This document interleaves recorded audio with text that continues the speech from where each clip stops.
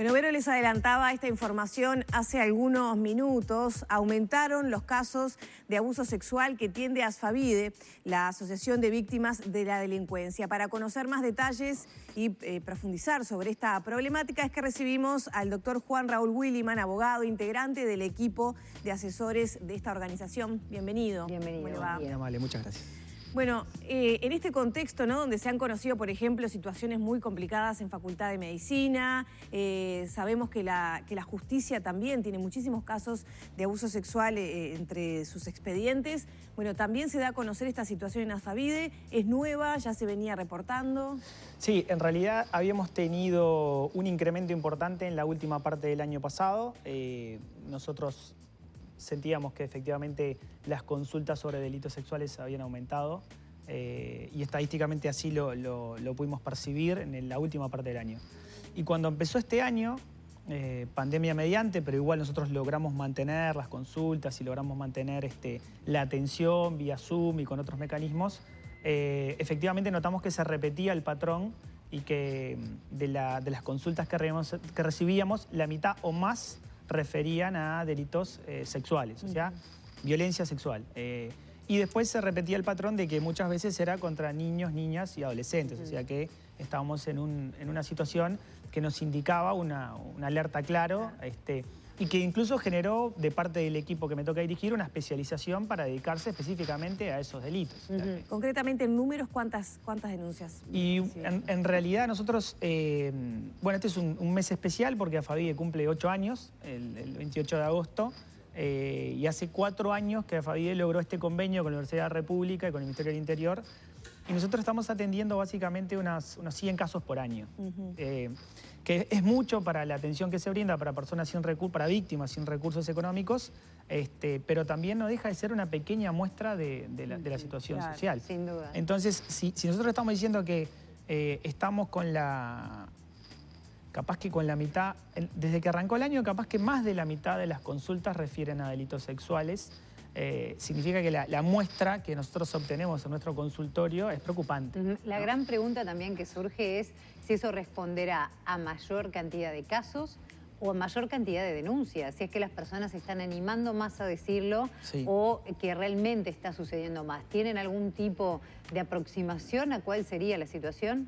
Sí, yo creo que primero hay una parte que creo que vamos a verle el lado positivo. La parte positiva es la posibilidad de que las víctimas se animen, tengan hoy la posibilidad de acercarse a un lugar. Sí, que se desnaturalice situaciones que probablemente ya ocurrían. Obviamente, y aparte... Se termine con ese silencio, ¿no? Sí, que parte de... para nosotros es un tema muy complejo el hecho de que la persona exprese y logre hacer la denuncia. No es algo simple. Hoy tenemos a la Unidad de Víctimas y Testigos de la Fiscalía de General de la Nación que hace este acompañamiento, pero hay un paso inicial que es interno, que es propio y que sabemos que lleva mucho tiempo. Muchos casos el año pasado nos llegaban al borde de la prescripción del delito. O sea, estamos hablando de una persona que en su proceso interno para poder denunciarlo, comunicarlo, manifestarlo y tener interés en que se persiga penalmente pasaron muchos años. ¿Cuál es ese plazo? ¿Cuál es ese tiempo de prescripción para tener una idea de cuánto puede llevar? Sí, es un tema. Depende del tipo de delito, porque hay varios delitos sexuales. No es lo mismo el atentado violento al pudor, la violación, el abuso sexual especialmente agravado, la explotación sexual, justo en estos días están en el tapete. Todos tienen regímenes distintos, pero en cualquier caso va necesariamente a prescribir a los 15 o a los 10 años en materia de delitos sexuales. Y hay gente que ha venido al borde de la prescripción, de los 10 o de los 15, depende del tipo de delito. Y hemos tenido un problema ahí y también nos hemos cuestionado si efectivamente en este tipo de delitos, que está claro que atenta contra la libertad sexual y estamos hablando de derechos humanos, efectivamente es válida la prescripción. Sin lugar a dudas, y más atendiendo al proceso interno que lleva es muy personal la opinión, decirlo. pero para los que estamos en el consultorio, recibimos todas las semanas las consultas y todas las semanas nos toca ver casos como estos. Y todas las semanas vemos el doloroso proceso de asumirlo, que lleva a poder comunicarlo, denunciarlo. Creo que hay países como Chile que han recorrido el camino de efectivamente establecer que no debería haber un plazo para eso, ¿no? Ni que hablar cuando son niñas, niños, adolescentes, que eso es bastante más complejo. Y obviamente que los plazos le empiezan a correr a partir de que cumple 18 años. Pero eso se está dando, esa discusión se está dando en Uruguay o simplemente... Esa discusión no se está dando, la hemos dado internamente en el consultorio y con algunas fiscalías que coinciden en la opinión, porque cuando nos llegan casos que están en el límite, nos vemos obligados a pensar qué es lo que hacemos con esa persona que efectivamente quiere denunciar, quiere darle trámite, pero repito, el tema es que sucede habiendo una norma clara que justamente establece la prescripción de esos delitos. ¿Cuáles son los casos más frecuentes que aparecen? Bueno, lamentablemente los casos más frecuentes últimamente ha sido de violencia sexual contra niños, niñas y adolescentes e intrafamiliar. Yo ayer justo hacíamos con los docentes a cargo, con la redactora Soledad Suárez y con el doctor Marcelo Animián y con Victoria Bruckner, estamos haciendo control de carpetas. Yo estaba abriendo los casos nuevos, abrí 10 carpetas nuevas, asignándole número para ver en qué iba el procurador, y 7 referían a abusos sexuales. Me fijé de las últimas 10 carpetas que abrí, de esas 7, y 5 se referían a niños, niñas y adolescentes.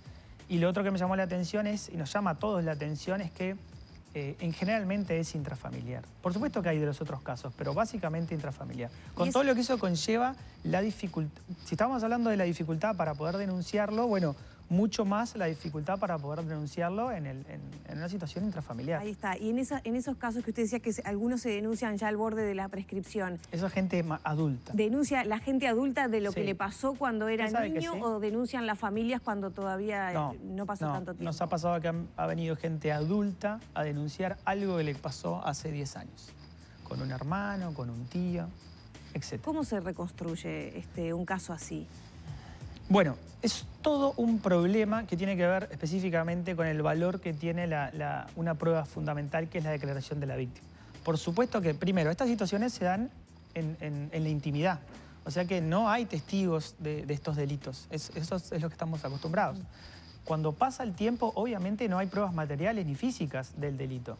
Entonces empezamos con una situación compleja que tiene que ver con la prueba fundamental, que es la declaración de la víctima y las pericias psicológicas que se le pueden hacer a la víctima y al imputado, ¿no? Y el valor probatorio que eso tiene. Y cómo se valora la declaración de la víctima, ¿no? Cómo hay que hablar, que la propia ley de género establece claramente en un artículo cuál es el valor probatorio de esa declaración, sobre todo si está acompañada de los informes psicológicos y técnicos que se requieren para tener incluso mayor valor convictivo.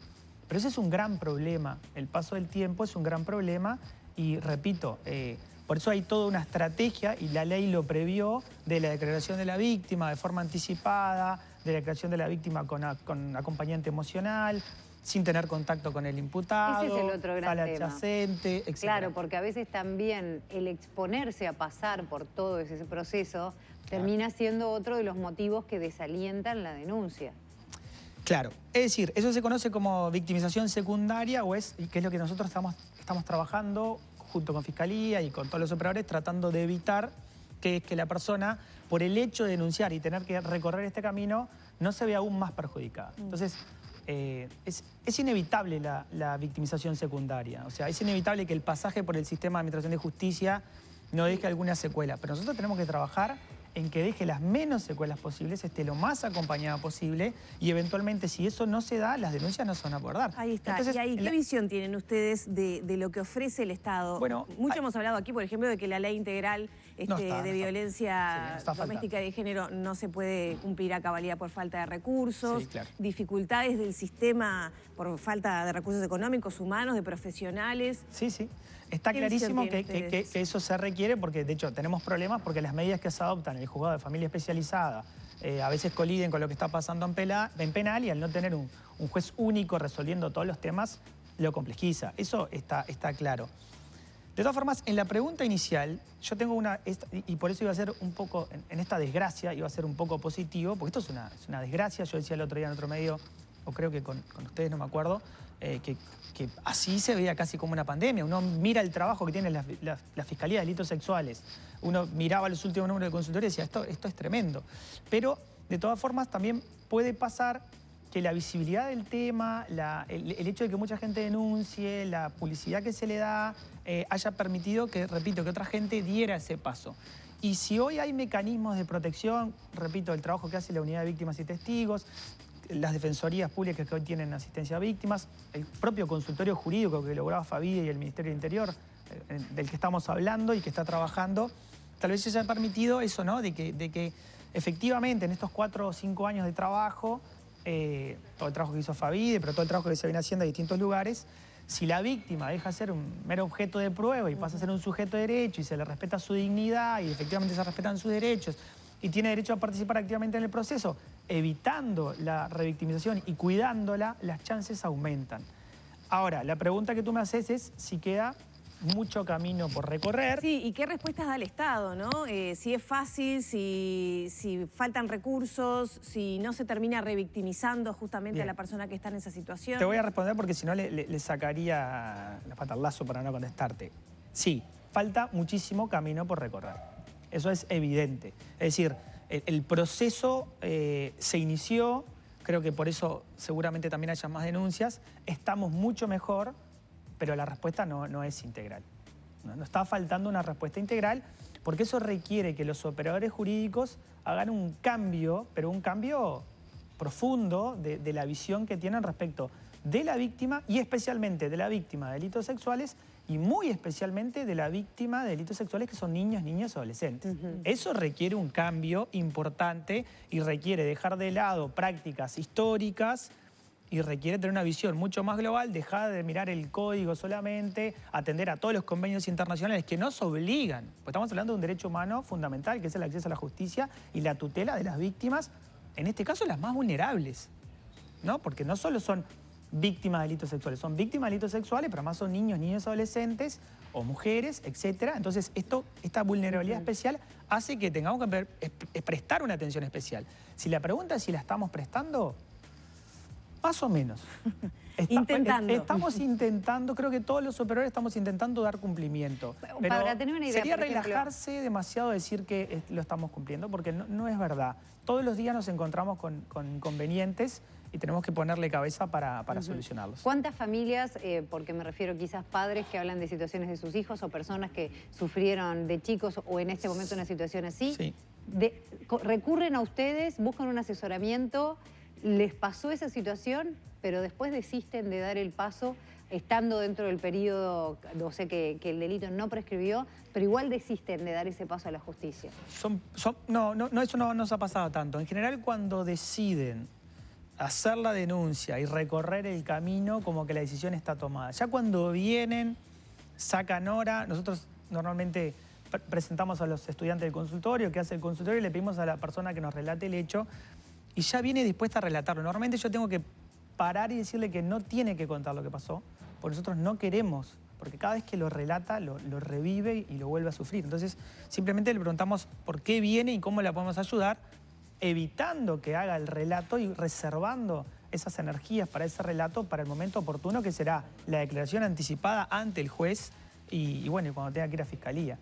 Pero vienen papás por sus hijos, por sus hijas, y a veces vienen personas mayores de edad por algo que les pasó siendo niños, niñas o adolescentes. Ahí le voy a preguntar también una opinión sobre... muchas veces se pone en tela de juicio cuando se denuncian estos casos, cuando ya pasó mucho tiempo, de la veracidad del hecho, ¿no? Si la víctima en realidad lo que quiere es de alguna manera perjudicar al denunciado, que ya no hay pruebas, ¿por qué no lo denunció en su momento? ¿Qué ven ustedes cuando reciben estos casos? ¿Ocurren estas situaciones, digamos, de denuncias quizás falsas o con intención de dañar al denunciado, digamos? Bueno, en la experiencia de consultorio, que no es poca por los números que maneja, nosotros no estamos acostumbrados a ver este tipo de situaciones que se dice. Porque esta visión pone en tela de juicio muchas veces el testimonio de la víctima y la credibilidad de lo que usted decía como prueba, ¿no? Del testimonio de la víctima. No dudo que eventualmente en algún caso puede llegar a pasar. Ahora, realmente no es lo habitual. Decir eso es desconocer que el proceso interno de esa persona para exteriorizar lo que le pasó, que es tan doloroso, darse cuenta de que no tiene responsabilidad en el hecho, que efectivamente es una víctima, que es correcto que lo cuente, que es correcto que se persiga penalmente, se denuncie, que eso también hace a su proceso. Eso lleva tiempo. Y el tiempo no es matemático. Yo no puedo saber el tiempo que le llevó a esa persona víctima de un delito sexual exteriorizarlo y denunciarlo y a otra persona, porque sería mentira. Todas las personas tienen tiempos distintos. Si es una situación intrafamiliar, tienen 1000 trabas para hacerlo. Destruye a la familia, tal vez la persona denunciada sea la persona que mantiene ese hogar, implica poco menos que soportar sobre su espalda la carga de todo lo que va a pasar a partir de que denuncie.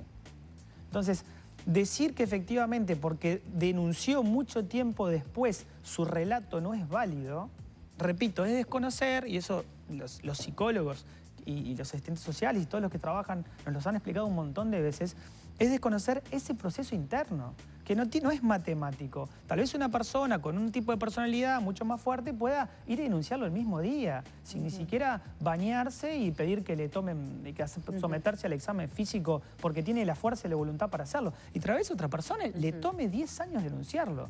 ¿Y por qué va a haber una diferencia en la protección que le vamos a dar a la persona porque le llevó 10 años denunciarlo o porque lo denunció al otro día? La protección tiene que estar en todos los casos. Y el valor convictivo de su declaración y de las pericias que correspondan hacer no debería cambiar por el tiempo. Es verdad que el tiempo influye respecto de la prueba. Ahora, lo que hace es mucho más relevante esa prueba.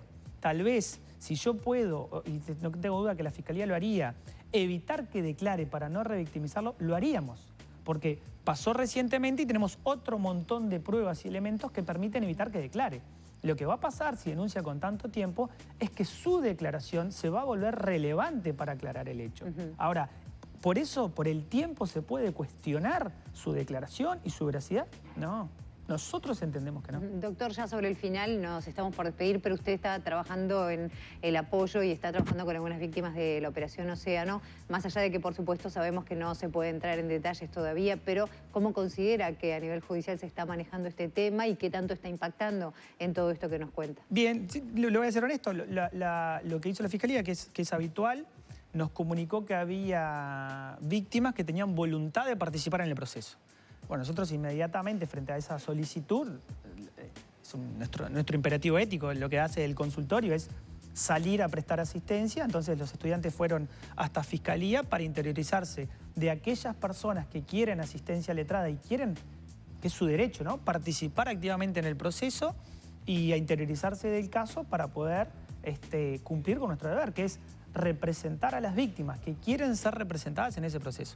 Entonces nosotros estamos, el proceso ya llevó un tiempo, lo que pasó la semana anterior, que es la información que usted debe tener, creo que la fiscal lo dijo los representantes de las víctimas van a estar, lo que pasó es que nos comunicaron que hay víctimas que quieren tener asistencia letrada. Y nosotros, por supuesto, que vamos a cumplir con nuestro rol, porque ese es su derecho, y coayudaremos en este caso con la Fiscalía en todo lo que sea necesario para la protección de esas víctimas. Doctor, tenemos que despedirlo. Queda una cita pendiente para conversar sobre todo sobre las denuncias, ¿no? Ahora que se conoció, por ejemplo, esta situación en Facultad de Medicina, ¿no? Y las dificultades que hay para denunciar, dónde voy, cómo voy a ser recibida. Sí. Digo, ¿Y qué consecuencias va a tener también a nivel profesional o en los estudios, como en ese caso? Exactamente, y bueno, muchas veces de eso somos víctimas, sobre todo las mujeres, ¿no? Claro, bueno, pero hay lugares y estamos mejor que antes y bueno, y quedará por otra oportunidad, pero sí, hay esa información que hay que dar porque lo que ustedes hacen también es importante. La información tiene un gran valor para las personas que les ¿Vale la pena denunciar? Claro, si el sistema funciona y si los sistemas de protección funcionan y si evitamos la revictimización, esta revictimización o victimización secundaria, y si eso es un proceso sanador para la persona, sí que vale la pena. Bien, muchísimas gracias. Por favor. Gracias. Cerramos por aquí entonces la entrevista con el doctor Williman de Asfavide.